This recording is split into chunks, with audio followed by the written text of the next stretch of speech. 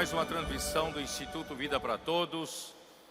Dessa vez nós chegamos à mensagem de número 12, dentro do tema geral, Evangelho de João, Palavra, Vida e Edificação. Está sendo transmitida essa mensagem diretamente do auditório da Estância Árvore da Vida, Sumaré, São Paulo. O título da mensagem 12, Casamento em Caná da Galileia. A leitura da Bíblia, João, capítulo 2, versículos de 1 a 11. Antes de entrar na mensagem, eu quero dizer para vocês que hoje seria o grande dia da oferta, porque nós fizemos um compromisso diante do Senhor, um voto de completar R$1 milhão para nós suprimos a necessidade da África, tanto da África do Sul, que haverá uma conferência inesquecível e histórica que terá relação com a vinda do Senhor, com o surgimento do Filho Varão, em outubro do ano que vem, 2024. E nós precisamos ampliar o CEAP para receber, para o Senhor poder receber mais comportores, receber mais ceapistas e ali fazer um trabalho sério para sediar como anfitriões a conferência em Johannesburg, África do Sul. E também nós precisamos também complementar vários pontos de trabalho já em vários países da África, onde o CEAP, a comportagem, publicação de livros já está se desenrolando e com muito sucesso, muita bênção do Senhor. Nós temos por volta de 6 ou 7 regiões de obra aqui no Brasil, sendo responsáveis para esse desenvolvimento, e eles já gastaram por volta de R$4 milhões, isto é, $800 mil. Nós queremos repartir essa carga, por isso a meta de 1 milhão, 500 mil será usado para ampliação do CEAP na África do Sul e outros 500 mil será para ajudar também a aliviar um pouco a carga para abrir novas frentes nesses outros países. E o inimigo tentou atrapalhar. Justamente no dia de hoje, a internet, a partir de 2 horas da tarde, aqui na estância, deixou de funcionar. Ele acha que atrapalhou.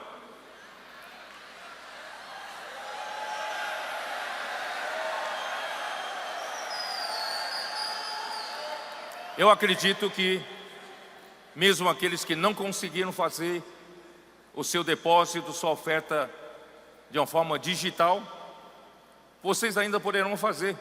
A hora que surgir sinal, não é isso? Hoje à noite, toda madrugada, à noite uma criança, e amanhã, o dia de amanhã, domingo, não haverá fim para isso. Por que eu digo isso? Porque nós, por acaso, erramos e ontem à noite nós já fizemos uma oferta. E não só isso, antecipamos, o Senhor preparou, o Senhor já se antecipou ao seu inimigo. E nós juntamos na sala de cooperadores, acreditem se quiser, só ali na sala de cooperadores, irmãos, já saíram mais de R$500 mil.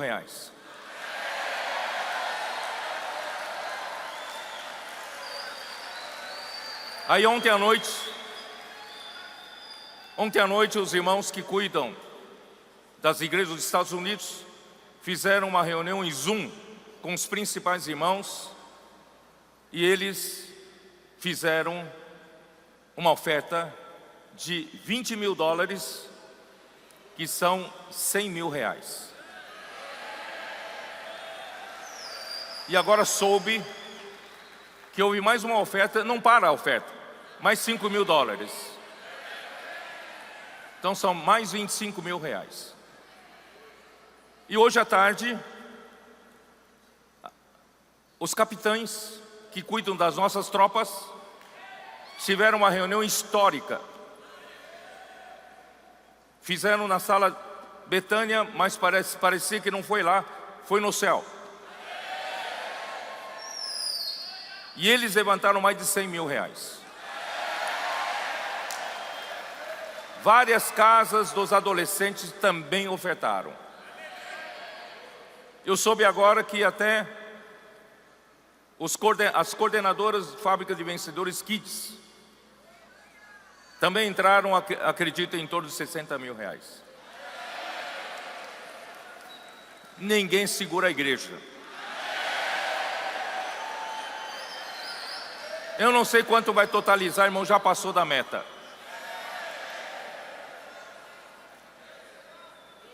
Satanás pode tentar o melhor. Ele não vai barrar a água. Porque nós estamos voando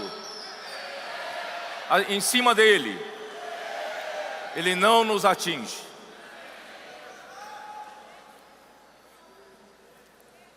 Vamos então para a mensagem.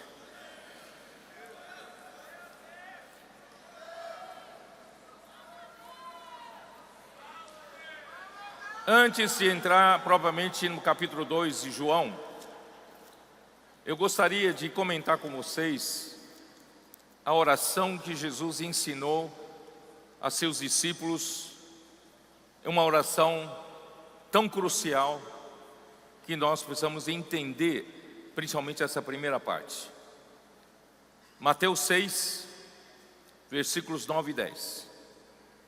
Portanto, vós orareis assim: Pai nosso que está nos céus, santificado seja o teu nome, venha o teu reino, faça-se a tua vontade, assim na terra como no céu.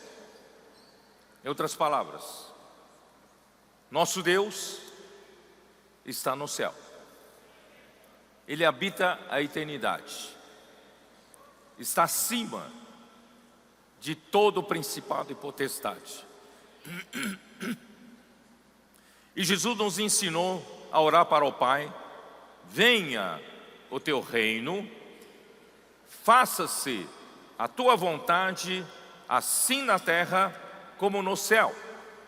Em outras palavras, Pai nosso que está no céu, Ele não tem nenhuma dificuldade para fazer a sua vontade no céu, porque no céu não há nenhuma resistência à sua vontade, à sua autoridade. Mas aqui na terra tem. Então, a nossa tarefa é restaurar aqui a terra, para que Ele também faça a sua vontade aqui na terra, como é feita no céu.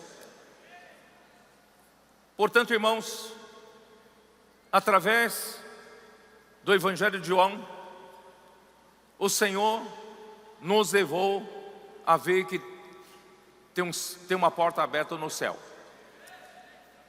E uma voz que convida a igreja: sobe para aqui.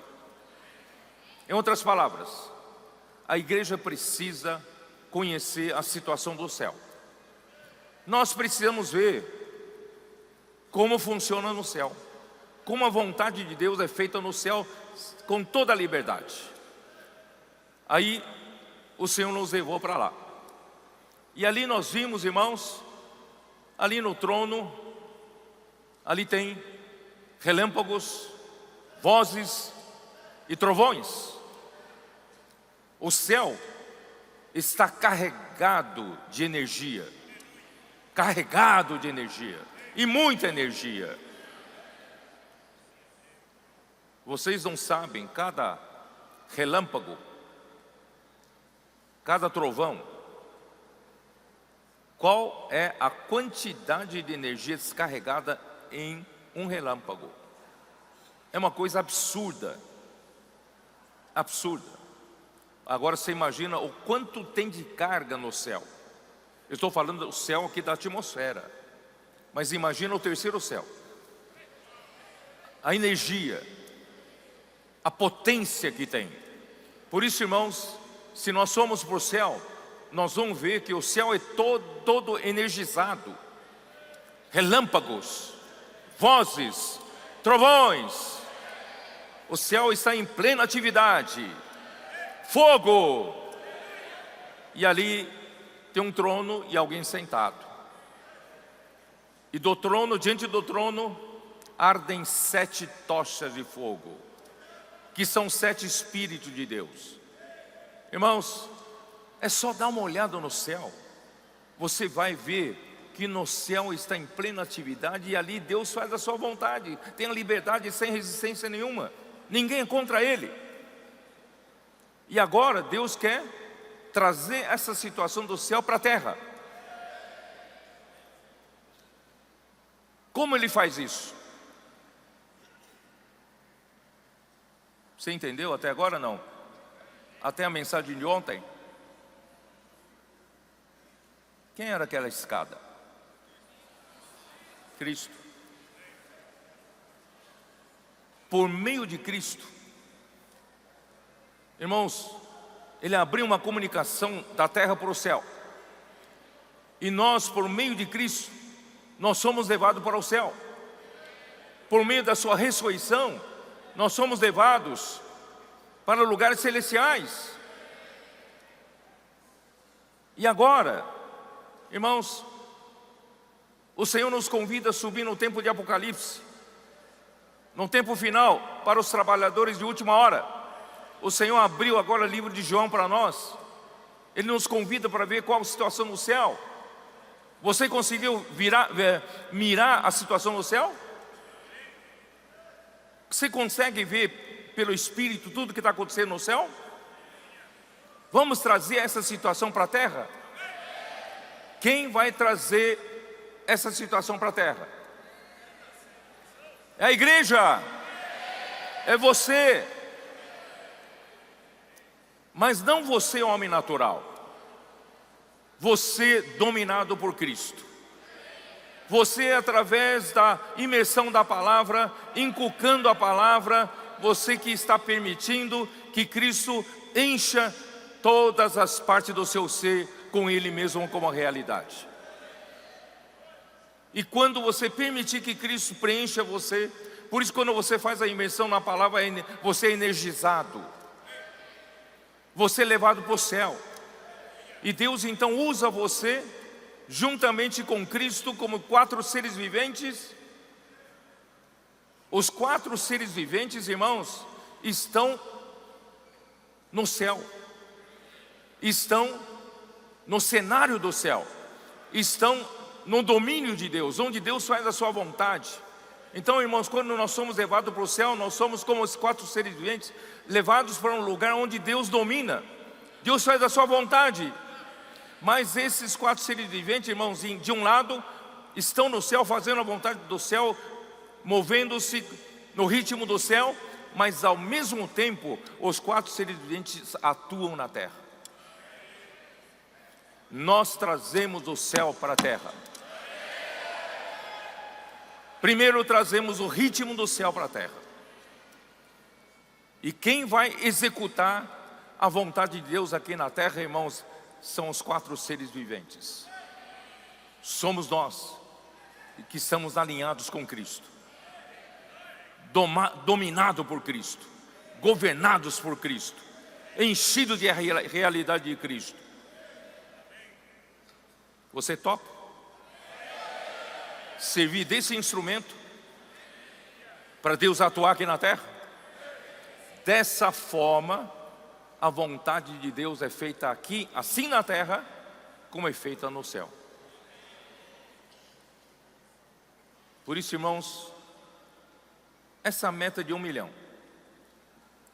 essa é a vontade do céu. O inimigo tentou segurar, tentou atrapalhar, porque aqui na terra ele atrapalha. Ele mexeu com a rede de internet, alguma coisa ele mexeu por aqui. Ele acha que ele mexeu, conseguiu impedir. Mas não vai impedir o céu. Nós trazemos o céu para a terra. E Deus tem autoridade aqui na terra. Cristo tem autoridade aqui na terra. E a igreja tem autoridade aqui na terra. Ó Senhor Jesus, quanta alegria, irmãos, quanta alegria. Vocês precisam ver a sala dos cooperadores. Todos viraram crianças ali. Todos estão pulando hoje que nem um doido. O irmão Valdir, sem cabelo. Hein, Valdir? Onde está? Cadê o Valdir? Cadê o Valdir? Onde ele está? Onde está? Cadê o Valdir? Cadê o Valdir? Está lá em cima, né? Ali, ó, ali, ó. Ele falou assim, minha mulher falou que eu estou ficando doido. Ele está doido mesmo.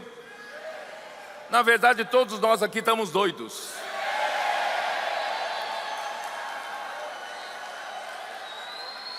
Vira e mexe, vem um cooperador na minha frente e fala, Pedro, estou muito feliz, estou feliz demais. Quem está feliz? Quem está doido igual Valdir?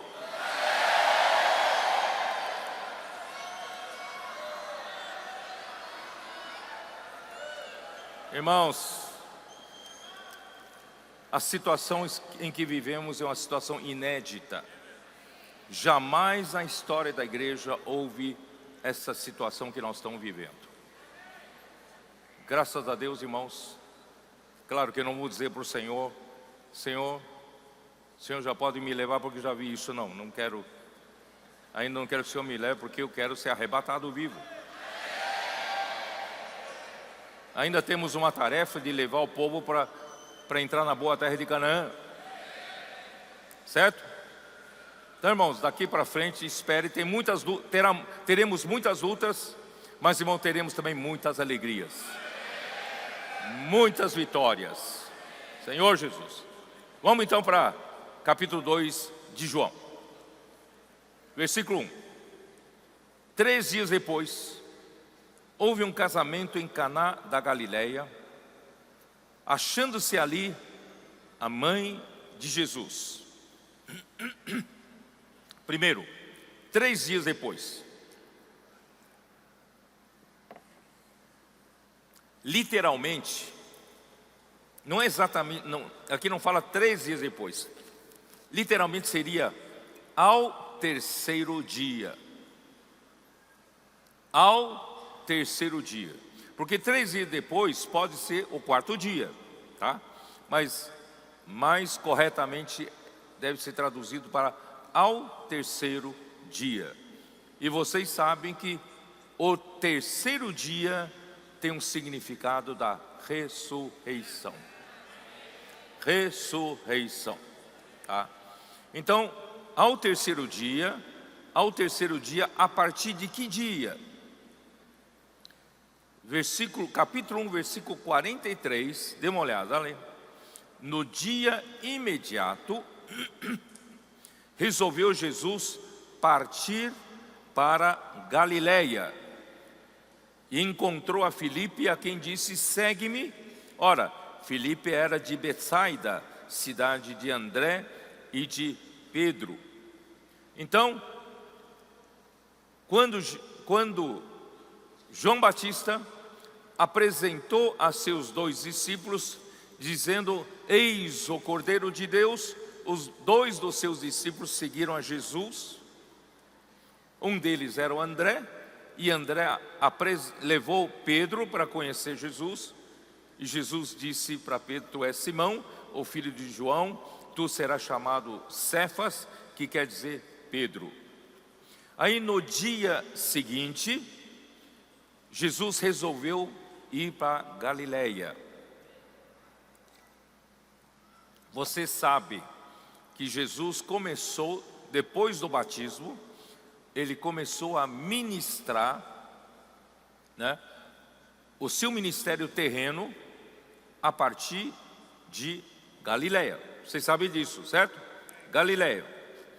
E na Galileia, pelo versículo 44, ele chegou em Betsaida, ou perto de Betsaida, certo?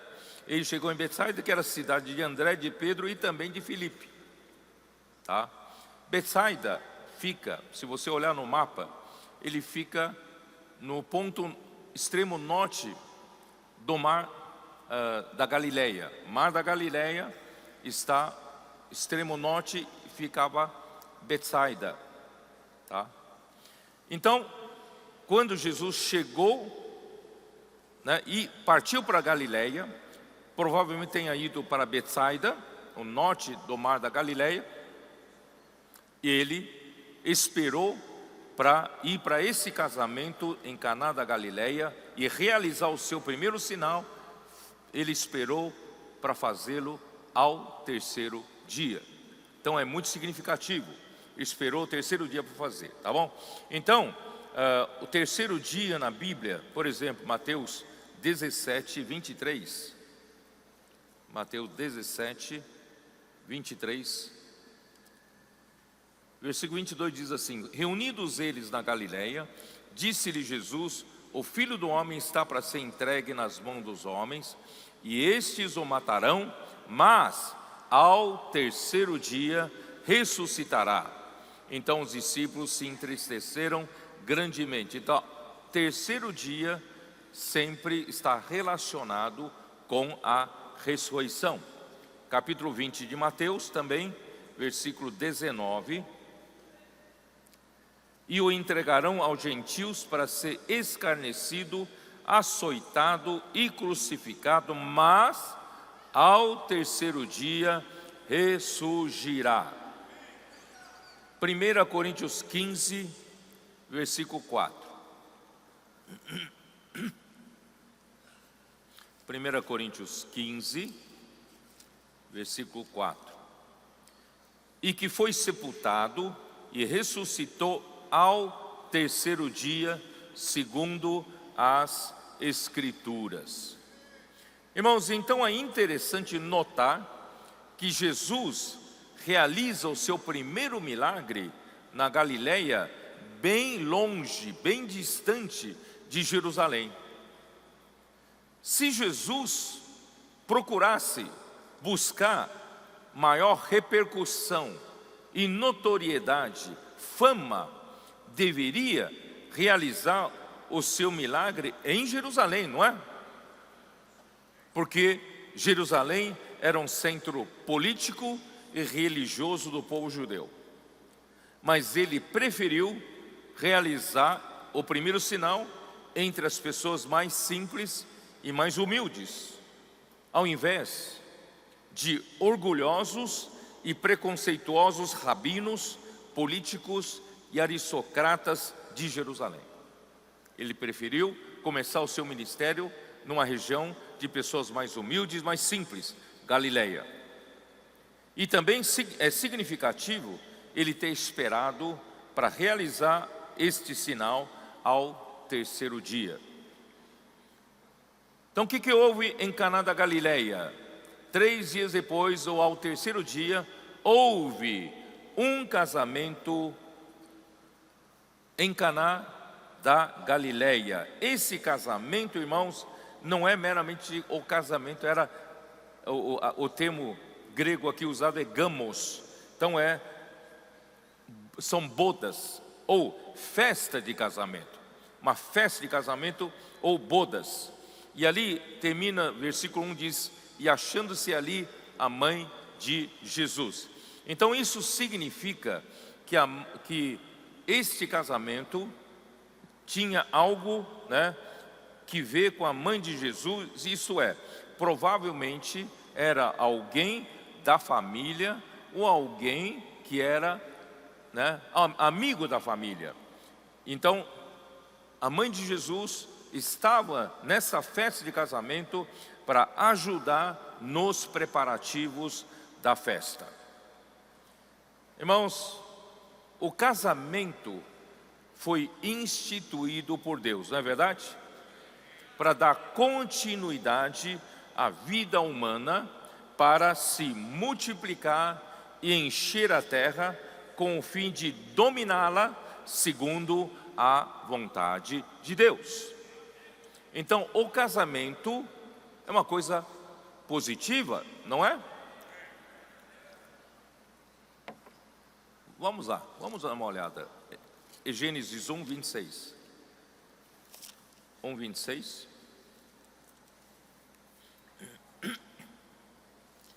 Também disse Deus: façamos o homem a nossa imagem, conforme a nossa semelhança. O que esse homem tem que fazer? Tenha ele domínio. Então Deus criou o homem e colocou o homem na terra para governar a terra, para dominar a terra. Domínio sobre os peixes do mar, sobre as aves dos céus, sobre os animais domésticos, sobre toda a terra e sobre todos os répteis que rastejam pela terra. Criou Deus, pois, o homem à sua imagem, a imagem de Deus o criou, homem e mulher os criou, e versículo 28 diz: e Deus os abençoou e lhes disse: sede fecundos, multiplicai-vos, enchei a terra e sujeitai-a. Dominai sobre os peixes do mar, sobre as aves dos céus e sobre todo animal que rasteja pela terra. Então, irmãos, o homem foi colocado aqui na terra para ser fecundo, por isso que precisa do casamento, para ser fecundo, e o homem deveria se multiplicar. Se multiplicar para quê? Para encher a terra e sujeitar essa terra, governar essa terra para Deus. E para esse trabalho, né, vamos lá para capítulo 2 de Gênesis, versículo 18.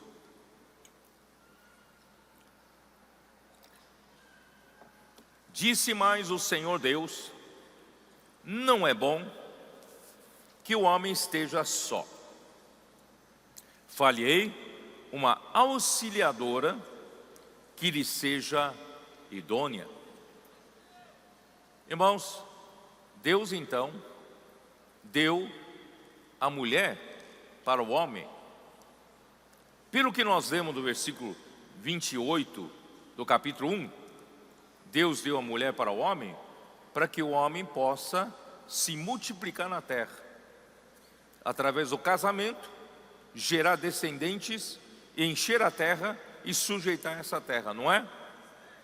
Mas é interessante que no versículo 18 do capítulo 2, quando Deus olhou para o homem, que não é bom o homem estar só, Ele não falou somente em questão de multiplicação. Ele falou assim: fale uma auxiliadora que lhe seja de ajuda. Que ajuda o homem precisa? Primeiro, Deus olhou para o homem que criou a sua imagem e semelhança. Ele olhou para o homem assim: esse homem precisa de ajuda. Ele sozinho não vai dar conta, não. Por isso vocês mulheres foram formadas para ajudar o homem. Para ajudar o homem para quê? Para ajudar o homem a fazer a vontade de Deus. Para ser fecundo, para que o homem seja fecundo, se multiplique, enche a terra e governe essa terra. Tá? Então, aí o Senhor falou, né? Aí o Senhor, eu não vou gastar tempo nisso. O Senhor tomou uma costela, né, de Adão e formou, edificou uma mulher, tal. Aí, versículo 23, e disse o homem quando ele acordou: esta afinal é osso dos meus ossos e carne da minha carne, chamar-se-á varoa, porquanto do varão foi tomada. versículo 24, institui um casamento. Por isso, deixa o homem pai e mãe e se une à sua mulher, tornando-se os dois uma só carne. Uma só carne, tá? Então, irmãos, o casamento foi instituído por Deus. Instituído por Deus. Mas qual é a finalidade original do casamento? Quem sabe? Acabei de falar.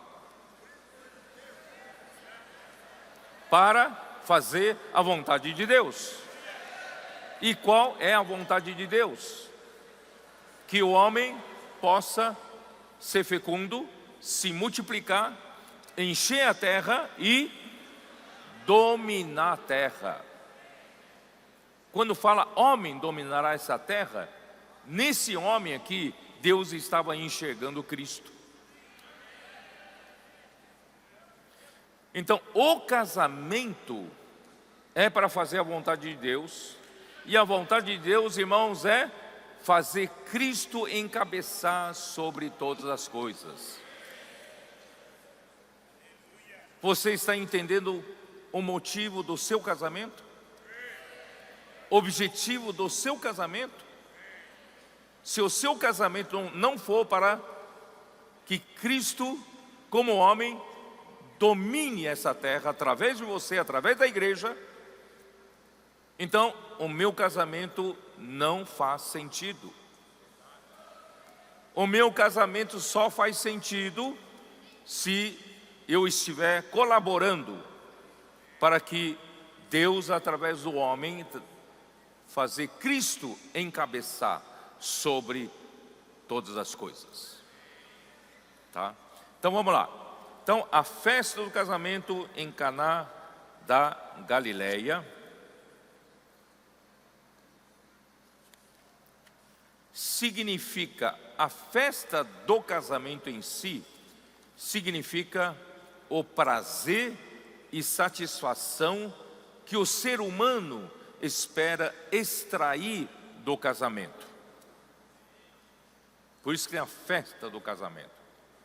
A festa do casamento, né? A comemoração, os amigos, a família, parentes, vamos comemorar o casamento, a festa do casamento, porque todo mundo espera, num casamento, extrair alegria, prazer, satisfação. É ou não é? Por isso, irmãos, tanto o casamento, que foi instituído por Deus, quanto a satisfação no matrimônio, irmãos, são coisas legítimas. Deus não quer. Você sabe que Deus se preocupa com a alegria do homem? Ali mesmo em Gênesis 1, Gênesis 2, versículo 9, ali diz assim: do solo fez o Senhor Deus brotar toda a sorte de árvores, agradáveis à vista e boas para alimento. Vou ler só até aí. Deus se preocupa criar árvores que sejam agradáveis à sua vista. Isso não dá um certo prazer para você? Quando você olha para a paisagem, não é agradável à vista? Aquela paisagem verde, de várias tonalidades diferentes, folhagem diferentes, cores diferentes, com flores. Irmãos, Deus se preocupa em criar coisas para que o homem tenha prazer, tenha alegria. Irmãos, isso é legítimo. O casamento não é para a gente viver com a cara fechada, carrancudos. Não, o casamento é para ter alegria, para ter prazer. Prazer. Mas o homem não pode perder de vista o propósito principal do casamento. Qual é o propósito principal do casamento? fazer a vontade de Deus. Então, irmãos, o homem, ser humano, né, quando desfruta dos prazeres do casamento, da alegria do casamento, e se esquece do propósito principal, de estabelecer o governo de Deus, que hoje entendemos em Efésios capítulo 1, versículos 9 e 10, que o mistério da vontade de Deus é fazer, né, Cristo encabeçar sobre todas as coisas. Então o nosso casamento é para fazer a vontade de Deus. Vocês se lembram quando Jesus estava ali com seus discípulos e de repente alguém veio avisá-lo, né, dizendo: Jesus, a tua mãe, teus irmãos estão aí afora, querem falar com você. Aí ele olhou para o seu, ele falou assim: quem é minha mãe? Quem é minha mãe? Quem são meus irmãos? Quem são minhas irmãs? Aí olhou para os discípulos que estavam em volta aqui, ó. Esses aqui, ó, são minha mãe, meus irmãos e minhas irmãs, porque todo aquele que faz a vontade de Deus é minha mãe, meus irmãos e minhas irmãs. Irmãos, o que importa é fazer a vontade de Deus.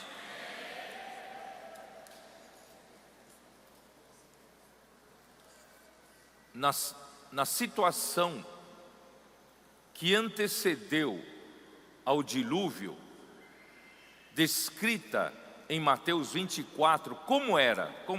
Mateus 24, 38. Mateus 24, 38.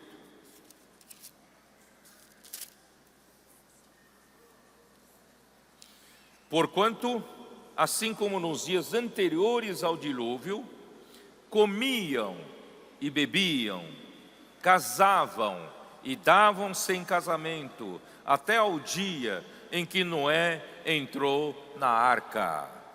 Irmãos, o homem não tem nenhum problema, irmãos, o homem desfrutar, viver, né, pelas coisas legítimas dessa vida, né? Mas não pode perder de vista o propósito de Deus, a vontade de Deus.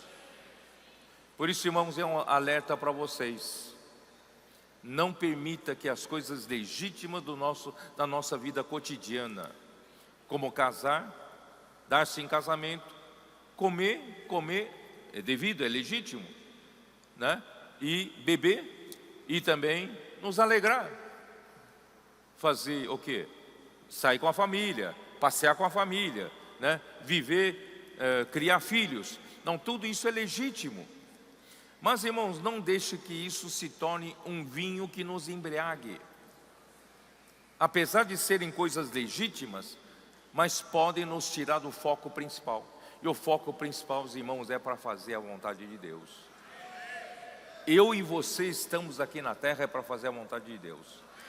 Eu e você, se nós somos casados, o nosso casamento é para fazer a vontade de Deus.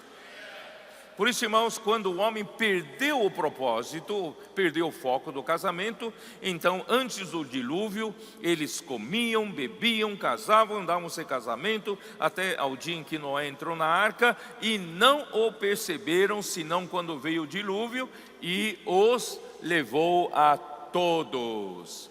Assim será também a vinda do Filho do Homem. O Senhor está voltando, irmãos, está muito breve a sua volta. E grande maioria das pessoas desse mundo está entorpecida. Comem, bebem, e nada disso é errado. Comem, bebem, casam-se, dão-se em casamento. Irmãos, mas não pode perder de vista fazer a vontade de Deus. Ó Senhor Jesus. Lucas 17, 26.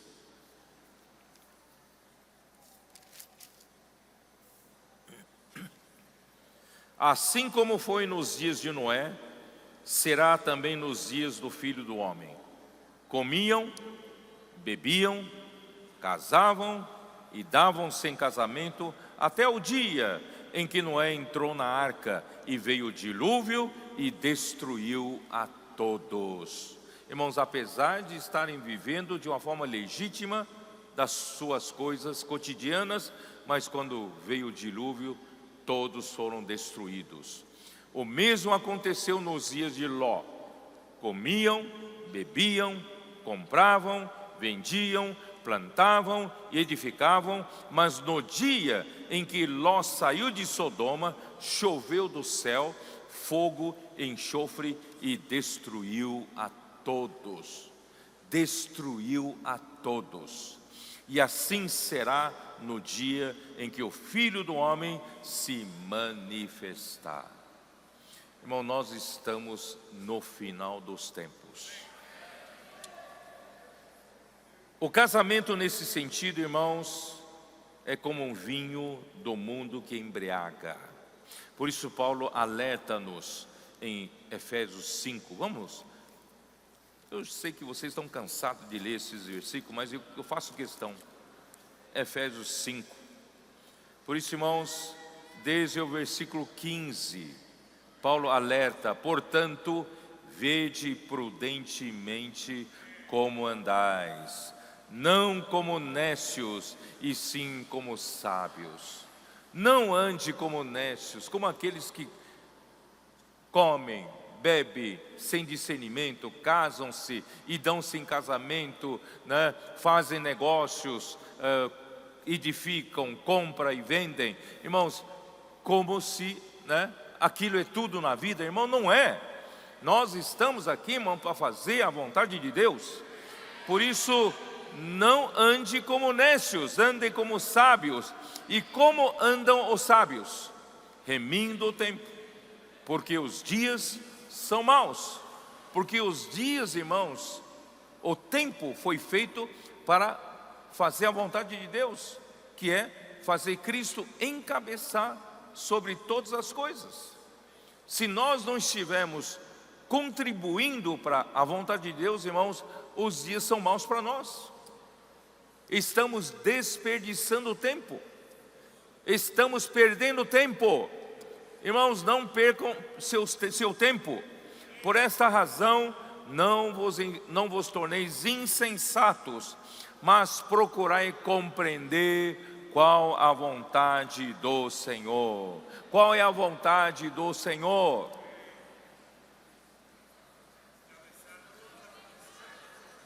Fazer Cristo encabeçar sobre todas as coisas, sobretudo sobre você, a sua família, o seu casamento.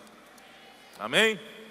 Então, irmãos, não vos embriagueis com vinho no qual há dissolução. Irmãos, certamente o vinho aqui não se refere aos prazeres do pecado somente, não se refere, irmãos, às coisas ruins, mas, irmão, pode se referir às coisas legítimas que um cristão como você tem: direito de trabalhar, direito de casar, direito de ter uma esposa, direito de ter um marido, direito de criar os filhos, não é isso? Direito de ter prazer de viver com eles, sair com eles para passear. Irmãos, isso tudo é nosso direito, é legítimo. Mas não se embriague com vinho. A gente vai perder o rumo, vai perder o foco, né? Dali a pouco nós estamos tão ocupados com nossos afazeres, com o nosso trabalho, irmãos, que nós não estamos fazendo a vontade de Deus. E como devemos então fazer, irmãos? Enchei-vos do Espírito. Como encher-se do Espírito? É falando entre nós a palavra de Deus, a palavra de Cristo. Irmãos, graças a Deus pela imersão que nos salva. Imersão salva-nos de viver uma vida de casamento, irmãos, fora do propósito do Senhor. Senhor Jesus. Por isso, irmãos, é crucial encher-nos do Espírito para andarmos como sábios, procurando compreender qual é a vontade do Senhor. E o caminho, irmãos, é falar entre nós, para inculcar a palavra no coração. Voltando lá para João 2, ali diz que a mãe de Jesus estava ali da festa do casamento. Versículo 2 diz: Jesus também foi convidado com seus discípulos para o casamento. Irmãos, sempre convide a Jesus. Mesmo que você não tenha muito discernimento das coisas, convide Jesus. Convide Jesus e os seus discípulos, né?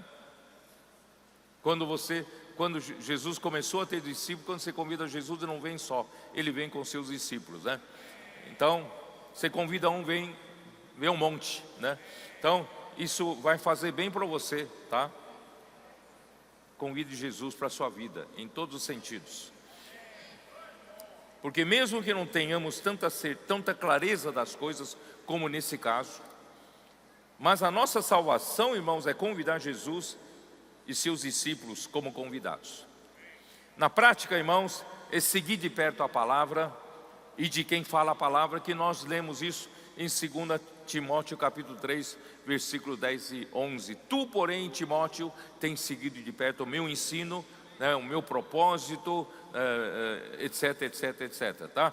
Então, irmãos, convide sempre homens de Deus e seja sempre perto deles. Aí sairemos da embriaguez da vida cotidiana, uma vida sem sentido, e acabaremos dando sentido à nossa vida, que é o caso dessa festa do casamento. Muito bem, vamos continuar aqui. Versículo 3. Tendo acabado o vinho, a mãe de Jesus disse: eles não têm mais vinho. Tendo acabado o vinho. O que significa isso, irmãos? Você pode considerar que seu casamento é uma coisa legítima para você desfrutar, para você ter alegria, para você ter satisfação. Mas, irmãos, se o seu casamento não estiver enquadrado dentro da vontade de Deus, é um vinho que acaba. É uma alegria temporária, passageira. Quem aqui já se convenceu disso? Você que teve muita expectativa no seu casamento, o dia que vocês se casaram, não é isso? Você e o seu cônjuge, né, se casaram. Vocês não tinham mil sonhos? Mil sonhos? Hein? Falar uma coisa engraçada, né? Eu quando estava, né, já engajado, né, com a minha atual mulher, né? Eu me lembro que uma vez estava ali, não sei se ela se lembra, estávamos sentados em uma cidade ali em Mariporã, sentado ali na calçada, conversando, palavra de amor, né? Eu disse para ela assim: a gente vai se amar até quando a gente ficar de cabelos brancos. E já estou de cabelos brancos. Irmãos, quem casa está cheio de expectativas, não é isso? De extrair muita alegria, muito prazer, né, do casamento. O Senhor vai dar lindos filhos, os filhos vão dar lindos netos, né? Aquela coisa maravilhosa, né? Mas, irmão, se o casamento não estiver dentro do propósito de Deus, é como um vinho que acaba. O seu vinho já acabou ou não? Fora do casamento do Senhor, fora do propósito do Senhor, o vinho acaba. O vinho acaba. Aí, quando acabou o vinho, a mãe de Jesus apelou para Jesus. Eles não têm mais vinho, achando que Jesus tinha superpoderes, né, para socorrer no momento, né, que não tem mais vinho. O que fazer? O que fazer? Então o homem apela nessa hora, né, para algum poder sobrenatural para operar um milagre, para atender uma necessidade do homem. O casamento acabou, a alegria do casamento, a festa do casamento acabou. E agora? E agora? Irmãos, o que Jesus falou? Mas Jesus lhe disse: mulher, que tenho eu contigo? Ainda não é chegada a minha hora. Eu quero esclarecer que essa resposta do Senhor Jesus, mulher, que tenho eu contigo. Irmãos, essa palavra mulher aqui não é uma expressão de desrespeito. Quero que vocês entendam, aqui não é como parece ser, não é isso? Mulher, o que eu tenho que ver com você? Não, não é. Mulher aqui é um tratamento altamente respeitável e carinhoso. Vocês sabiam disso? Aqui parece ser um tratamento desrespeitoso, não é. Aqui é um tratamento, né, entre os judeus, um tratamento altamente respeitável e carinhoso. Porém, ele não aceita, Jesus não aceita comando dos homens. Ele não aceita a interferência humana, porque ele é completamente comandado pelo Pai. Jesus disse mais para frente: eu vim aqui na terra não para fazer a minha própria vontade, e sim a vontade daquele que me enviou. Ele só faz aquilo que o Pai manda. E a mulher, a mãe, tentou mandar nele. Ele falou: não, que eu tenho que ver com você. Eu não posso ser comandado pelo homem, eu sou comandado pelo céu. Não é chegada a minha hora. O tempo de Jesus era totalmente controlado pelo Pai. Ele não tinha liberdade de fazer as coisas a hora que ele quiser, não. Isso está escrito em João 7, versículo 6. Dê uma olhada. João 7, 6. Disse-lhe depois Jesus: o meu tempo ainda não chegou, mas o vosso sempre está presente. Quer dizer, vocês vão a hora que querem, fazem as coisas na hora que querem, vocês são muito livres. Eu sou governado pelo céu. O Pai é que manda em mim no meu tempo. O meu tempo ainda não chegou, tá? Então ela acertou na observação que ela deu para o servente. Dê uma olhada, versículo 5. Então ela falou aos serventes: fazei tudo o que ele vos disser. Nesse ponto, né, a mãe de Jesus fez certo. Eu não consegui interferir, né, que ele mudasse a situação, mas façam tudo o que ele mandar. Irmãos, o certo é sempre fazer tudo o que ele mandar. O que é a palavra profética? A palavra profética é uma ordem. Palavra profética é a palavra que ele manda. Então tudo que ele ordenar, a gente faz. Os nossos adolescentes estão sendo abençoados, por quê? Porque eles fazem tudo que a palavra manda, sem duvidar. São simples, acatam, não é isso? Obedecem e põem em prática. Irmão, nós adultos temos que aprender com eles. Então, irmãos, vamos fazer tudo conforme o que Jesus mandar. Hoje, através da palavra profética. Amém? Ó Senhor Jesus. Se fizermos tudo segundo a palavra do Senhor, essa palavra fará a obra do Senhor. Por isso, quando somos levados ao nosso limite, sentimos-nos impotentes. Irmãos, porque eu recomendo os líderes das igrejas passarem pelo menos uns 3 dias no PAC. Os líderes das igrejas, se vocês passarem no PAC, vocês vão perceber que vocês na sua igreja, vocês estão muito à vontade. Todos reconhecem vocês como irmãos líderes, respeitam muito vocês, certo? E vocês então estão dentro da sua estrutura e vocês, né, estão muito à vontade. Não vou falar mais do que isso, senão vou, né? Então, aí quando você for levado para o PAC, os irmãos vão colocar vocês num grupo, numa equipe. E nessa equipe, no PAC, geralmente essa equipe é liderada por um jovem ou uma jovem. Esse jovem, essa jovem tem 18 anos, 19 anos de idade.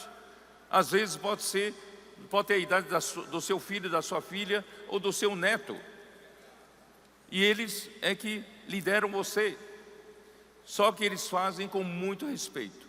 São muito respeitosos, são muito carinhosos e cuidam muito bem de nós. Não tenha medo, não se preocupe, você será muito bem tratado. Só que em situações de rua, já é diferente em situação da sua igreja. Na rua ninguém reconhece você como irmão responsável. Na rua sequer sabe quem você é. Então lá na rua, irmãos, todo mundo é igualado. Aí na rua surgem situações também. Se as pessoas abordar e disser não para um, vai falar não também para você. Não é porque você é mais bonito ou você é mais, parece ser mais honrado, não. Aí você vai na rua tentando usar suas experiências como irmão responsável, fazendo suas orações espirituais, e você vê que na situação de rua não funciona. Você vai, posso orar por você? Não. Posso orar por você? Não. Aí um que pede, pode orar por mim, você faz aquelas orações religiosas que você sabe fazer, não é isso tal, e não surte efeito nenhum. Aí você percebe, irmãos, que nada funciona para você, e você é levado ao limite. O vinho acabou. O que fazer? O vinho acabou. Convidados estão aí, convidados. Que vergonha! Nós convidamos tantos convidados e o vinho acabou. Eu que sou um irmão responsável, estou na situação de rua. Eu sei fazer orações maravilhosas, eu sei cuidar dos jovens na minha igreja, eu sei cuidar dos casais que estão em problema, mas na hora que eu vou fazer oração para ajudar as pessoas, não funciona. Eu sou levado ao limite, o vinho acabou. E agora? Irmãos, quando chega ao fim do homem, Deus começa a atuar. Aí vem aquele líder de 18, 19 anos, fala todo respeitosamente: irmão, experimente não orar da sua maneira. Ora a palavra profética. E não fale tanto. Fale a palavra profética. Será? Ele insiste um pouco consigo mesmo e continua não funcionando. Aí então ele é levado a fazer imersão. Aí ele começa a acreditar que a imersão funciona. Aí junta com 2 ou 3, começam a fazer imersão. Aí ele resolve experimentar, usar só a palavra profética. E a palavra profética funcionou. Aí o vinho veio. O vinho tinha acabado e agora o vinho veio. Porque se continuar não funcionando, era para ele ir embora. Vai fazer o que na rua? Mas graças a Deus, quando foi levado ao limite, o Senhor transformou a água em vinho. Por isso, irmãos, é bom a gente ser levado ao limite. Às vezes dentro do nosso ambiente, na nossa igreja, a gente não é levado ao limite. Mas numa situação estranha, numa situação de rua, irmão, nós somos levados ao limite. E nessa hora, irmãos, o vinho acabou. E o Senhor é capaz de transformar água e vinho. Já estou adiantando, né? Vamos lá. E vamos lá. Onde eu estou, hein? Estavam ali Jesus, versículo 6, né? Estavam ali 6 talhas de pedra que os judeus usavam para as purificações. Cada uma levava 2 a 3 metretas.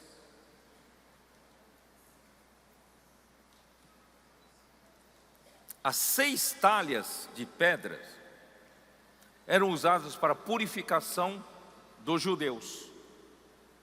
Os judeus tinham cerimônias, leis sobre lavar as mãos. Então, essas talhas eram para seguir o rito de purificação. Era usado para isso. Irmãos, as 6 talhas, o homem foi criado no 6º dia. Então as 6 talhas indicam o homem que foi criado à imagem e semelhança de Deus. O homem foi criado pelo sopro de Deus, já falei sobre isso. E esse sopro de Deus, Neshama, formou o espírito do homem dentro dele para receber Deus, que é espírito. Por isso o homem, irmãos, é feito em forma de um vaso para conter Deus, essa talha de pedra.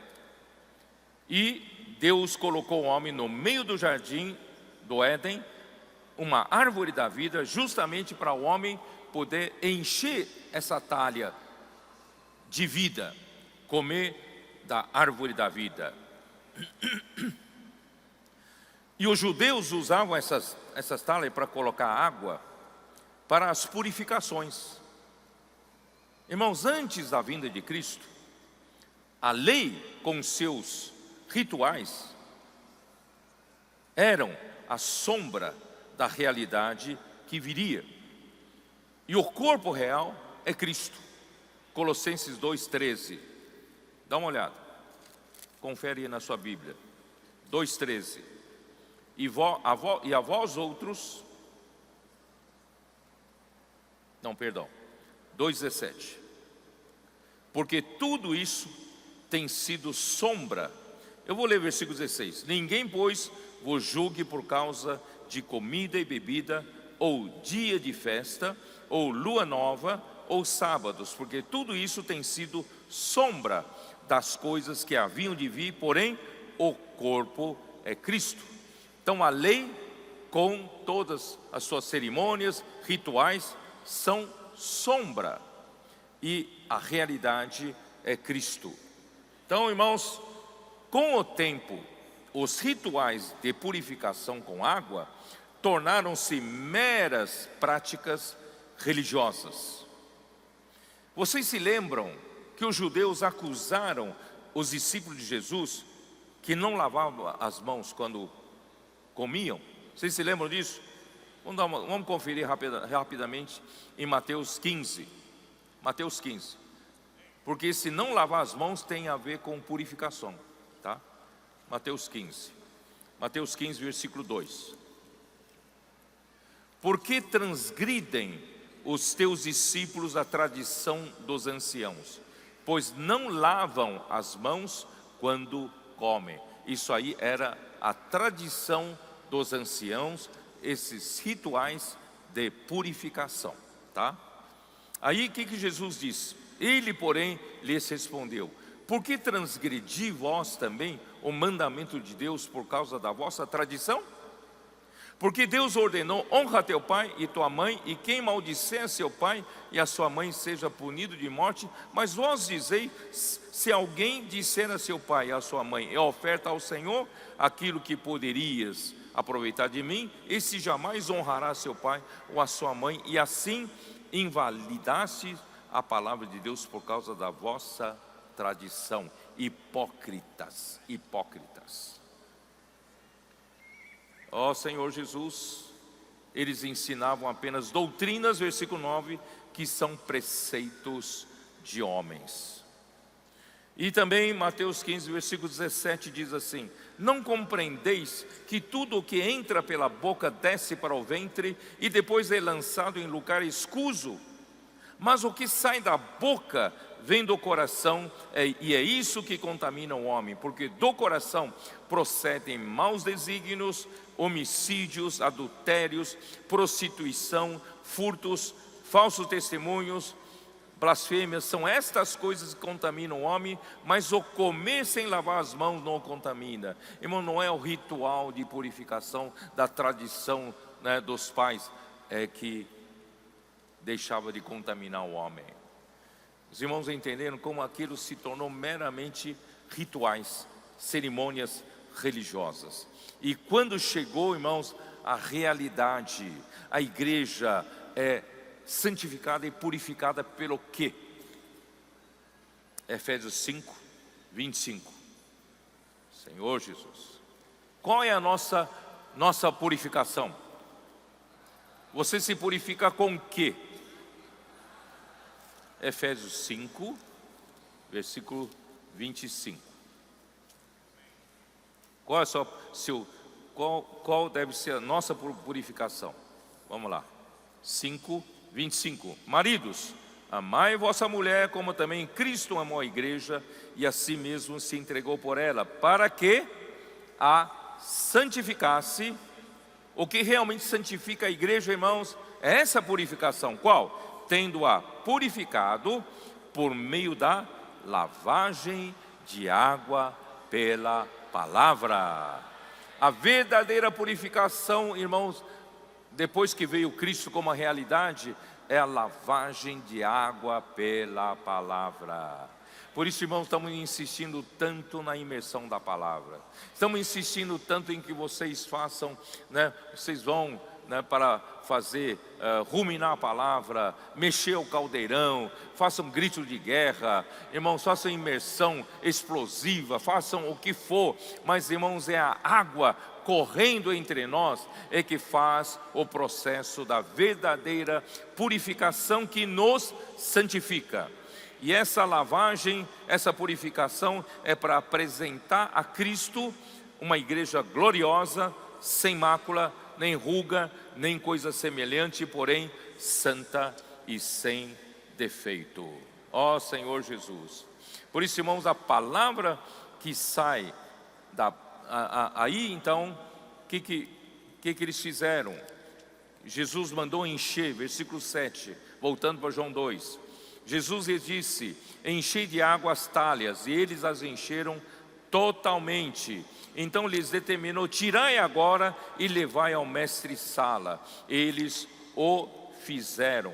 Irmãos, e tendo o mestre-sala provado a água transformada em vinho, não sabendo de onde viera, se bem que o sabiam os serventes que haviam tirado a água, chamou o noivo.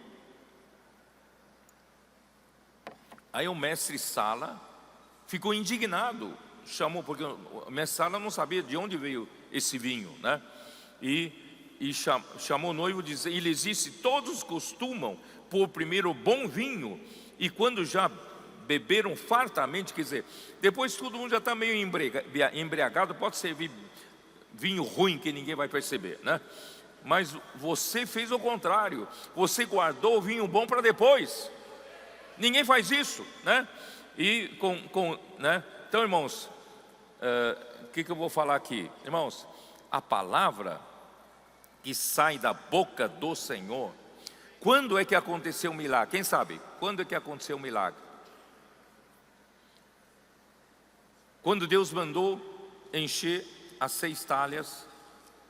As 6 talhas, irmãos, cada metreta mede cerca de 40 litros. Então cada talha tinha capacidade de conter entre 80 a 120 litros. Quer dizer, vamos pegar a média, são 6 talhas de 100 litros cada uma. 100, então são 600 litros.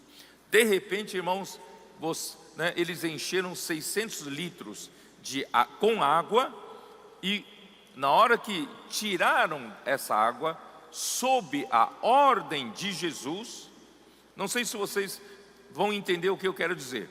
Então, irmãos, provavelmente não é quando eles encheram a talha já virou vinho. É o momento em que eles obedeceram à voz do Senhor e mandou tirai agora e levai ao mestre-sala. Eles o fizeram. E quando eles obedeceram, irmãos, Deus para fazer milagre precisa da cooperação do homem. Quando o homem obedece a palavra e faz conforme o que ele ordenou, irmãos, o milagre acontece. Vocês se lembram da multiplicação dos pães? Jesus falou: falou para os discípulos: vocês têm que dar de comer para essa multidão. Aí os discípulos: nós não temos nada, temos aqui só um menino que tem 5 pães e 2 peixes. Jesus então: traz para mim. O Senhor orou, agradeceu, entregou os 5 pães, 2 peixes nas mãos dos discípulos. Ali não multiplicou. Ele orou, entregou na mão dos discípulos. Aí ele mandou os discípulos distribuir. Quando os discípulos obedeceram a palavra dele e distribuíram, agora sim acontece o milagre. O milagre acontece quando o homem coopera confiando na palavra de Deus e obedecendo o que Deus fala, o que Jesus fala. Vocês estão entendendo?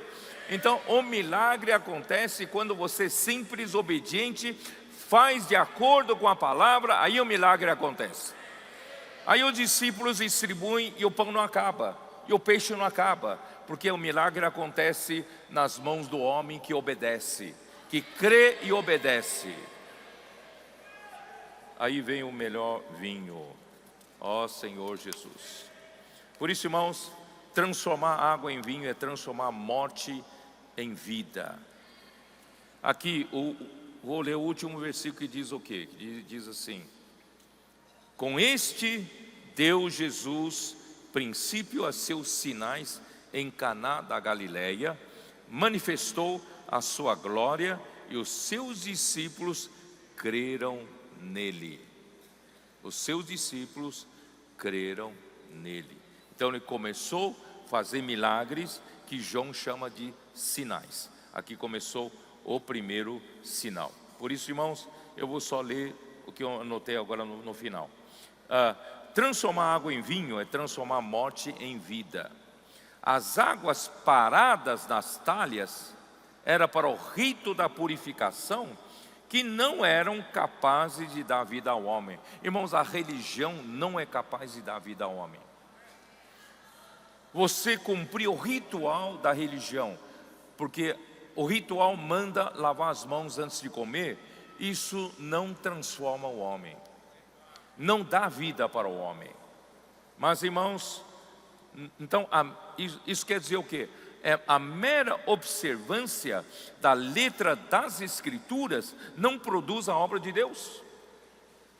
Você pode ser um cristão que observa a Bíblia, tudo que a Bíblia fala você observa.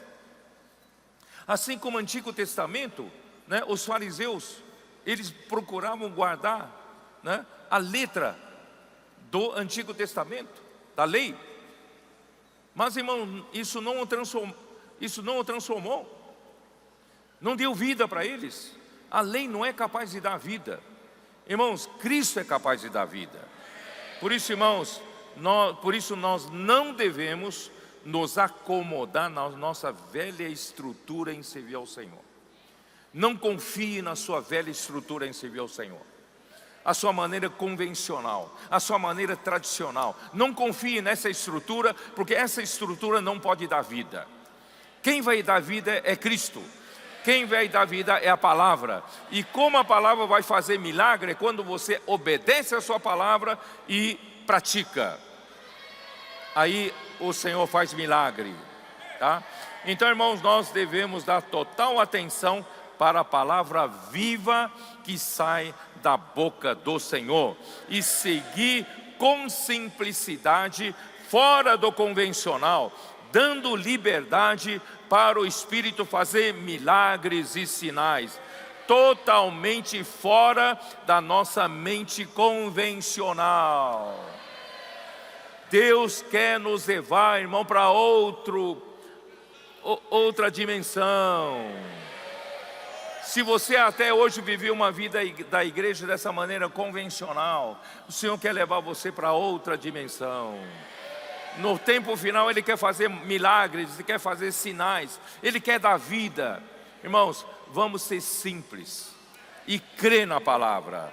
Estamos no final dos tempos. Deus precisa que sua igreja valorize a palavra profética, crendo que seguindo a direção dela, os 7 Espíritos de Deus terão liberdade para concluir esta era e introduzir a era do reino.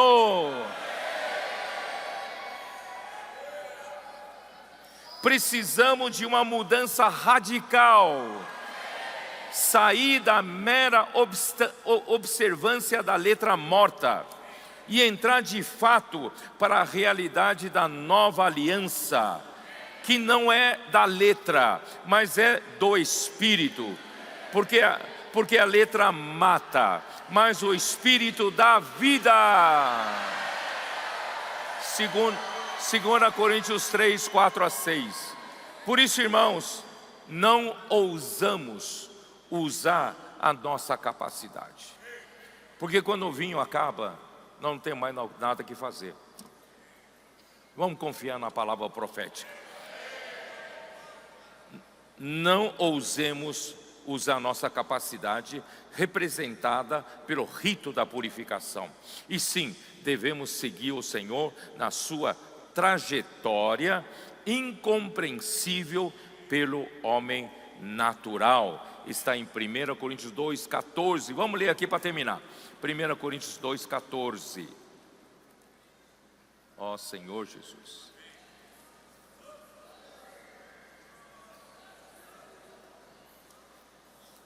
Dois 14. Ora, o homem natural não aceita as coisas do Espírito de Deus, porque eles são loucura. Não pode entendê-las, porque elas se discernem espiritualmente. Irmão, muitos que nos criticam, porque não conseguem entender o que o Espírito está fazendo. Porém, o homem espiritual julga todas as coisas, mas ele mesmo não é julgado por ninguém. Ó Senhor Jesus, Senhor Jesus. Bom, vou ler só até aí. Vocês veem, todo o contexto aqui é maravilhoso.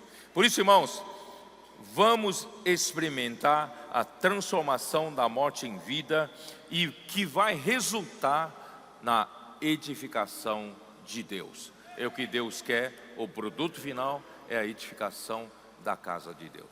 Tá bom? Irmãos, fica aí um alerta. Não vamos confiar, irmão, na nossa velha estrutura da religião, vivendo aquela vida tradicional, convencional, achando que com isso, irmãos, nós estamos fazendo a vontade de Deus. Irmão, esse ritual da religião, um dia, irmãos, acaba. O vinho acaba e não dá em nada. Dá apenas em aquela vida cansativa, aquela vida da igreja monótona, aquela vida da igreja, irmão, que às vezes nem os líderes aguentam mais reunir. E agora que gostoso, estamos dando liberdade ao Espírito. Os nossos adolescentes estão tomando a nossa frente. Cada reunião é uma festa. Irmãos, vamos seguir o caminho do Espírito. Amém.